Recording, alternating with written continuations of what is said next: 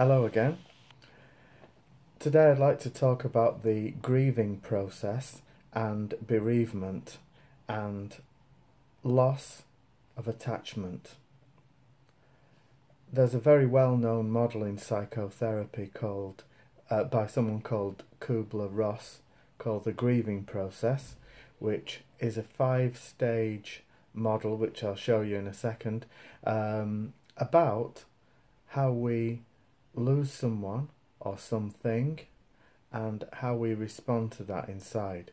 Obviously this is about attachment losses, so whether it's a person we've lost, or we could have lost a dream, or we could have lost an object, anything that's treasured to us can have consequences on the emotional well-being, and we've got to go through a process of loss, attachment loss, in order to recover.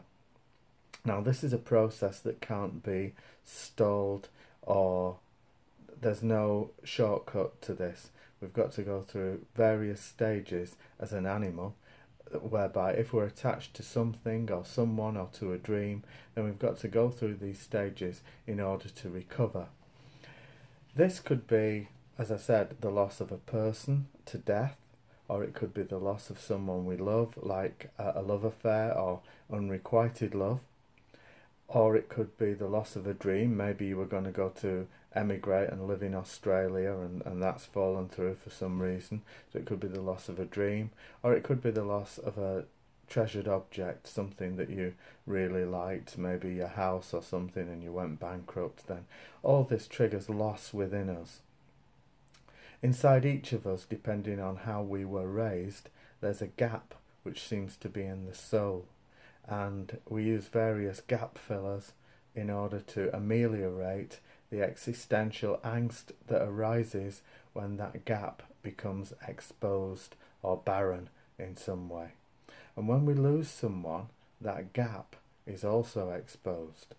So we go through this process, which starts off with denial and ends obviously with acceptance. So we start with denial and we end with acceptance. In between there are various stages, and most of us have to do this in order to recover and to make ourselves whole again, if you like. So to explain how these processes work, I'll use different examples. So the first one is denial, and people, if you've just been to see a doctor, say you've got a terrible cough or something, and you've been to a doctor and he says, it's a bit of a strange one this, I'm going to have to send you to a specialist. So you think, oh my God, what's going on? It could be some ominous, terrible thing this. So your cough's lasted quite a long time, and you leave the doctor's surgery and you think, he doesn't know what he's talking about, he's a fool, and you light a cigarette up and carry on smoking because you're in denial. What you don't want is to face the possible loss of your health. So you go straight into denial and say, this is not happening to me. Similarly, if you've lost a person to death, you could go in denial. Very typically, people try to carry on regardless. They're going to work the next day after their wife's just died, and everyone in work says to them, what are you doing here? I believe your wife died last night. And people say, well, life goes on. I just want to carry on. That's what she would have wanted. I just want to carry on. And that's denial as well. The person tries to carry on as if nothing happened. And that's all very well for a day or two. It could be all very well for a month or 6 months, and then suddenly a trigger will happen and the person will collapse into an emotional breakdown if the person they've lost is love to them, and so that will cause some sort of catastrophic emotional reaction when the denial thaws out. After denial usually comes a level of anger. So that would be the second stage, and that's where people say, why did such and such a body have to leave me? Why did they have to go? And that's all. Even if someone's died, they say, why did they leave me on my own? Why did that person leave me? And that can cause feelings of anger and confusion, and then you can feel guilt for feeling anger. People very often who've survived plane crashes or car crashes say, why was it me who had to live? And they become angry with themselves for living, and then they become guilty because they're angry. So that's usually the second stage. The third stage is bargaining. Very often that happens when people have had a terrible diagnosis. They might have been told, in my first example, they might have been told that they've got lung cancer and they've got 6 months to live. And then they start bargaining. They start to give 10% of their income to cancer research, or they start to pray and they say to God, they say to a God that they've never prayed to or bothered with, they say, God, if you take away this illness, I'll do a charity run, or I'll bake a cake for cancer, anything like that. They do anything, they do a bargain with God in order to make it go away, or they say I'll be a better parent, or that I'll give all my inheritance to a cat's home, or whatever it is. They say just make me better. So that's the bargaining stage where you try to make amends. The fourth stage is usually depression, although these three middle stages can come and go in and out.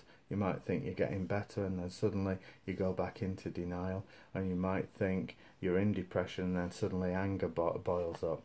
Usually depression is imploded anger. It's anger that's turned in on itself. Anger that can't be expressed because of guilt usually turns into depression. And depression is when there's numbness, and people say, like with denial, people say, I just feel numb, I didn't feel anything, I just felt numb, I didn't want to do anything, I wanted to roll over in bed and just wish it would all go away. People start, writing poems to the loved one, or they'll start, being really down, they'll stop washing, they'll stop tidying themselves up, they'll stop going out, they'll stop exercising, they'll stop eating properly. Those are all the main signs of depression. And again, as with the other aspects, it's just a matter of letting time pass and allowing the person to recover from that.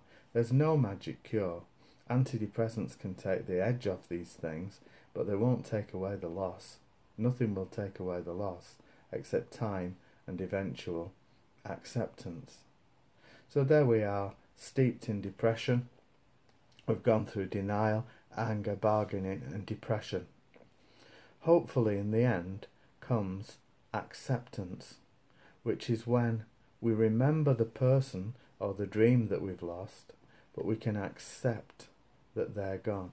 We can accept that that person is no longer with us, and it doesn't hurt so much. We can think about them, we can smell the scent of them, we can hear music related to them, but we're not derailed with an emotional collapse.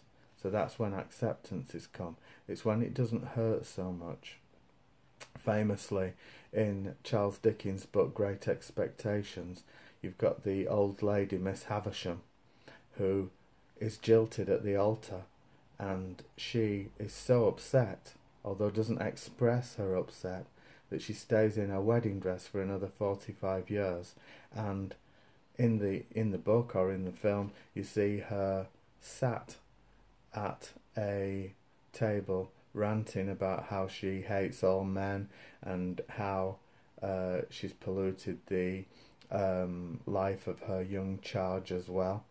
And she is basically in denial. She's still sitting in her wedding dress, waiting for her lover to return and marry her. That of course won't happen because it's 40 odd years later. So she's in denial, and she's also depressed. She's stuck. She's become frozen in time, and she's stuck at a stage which is so difficult. So with Miss Havisham, time hasn't healed that rift. Given the right circumstances and the right things to do, time can heal that rift. Certainly talking therapy and counselling for bereavement can help come to terms with the loss, talking through the loss. Avoidance is never a good idea. So there are certain things that you can do. You can look at books by Babette Rothschild, which are very good in talking about loss of attachment, and this happens to all of us if we lose something or someone. So to move towards acceptance, there are certain things you can do with a skilled counsellor, or just self-help reading and coming to terms with. Visiting the grave is a good idea. The more you avoid something, the worse it becomes. So if you can, you get to acceptance quicker if you don't avoid the pain. And that's the message about today's video. An exposed gap at loss will always be difficult to deal with. So we can get towards acceptance by doing certain things. And so this is the bereavement model by Elizabeth Kubler-Ross, if you'd like to look at more of that. And hope it's been helpful. Thanks for watching today. Thank you.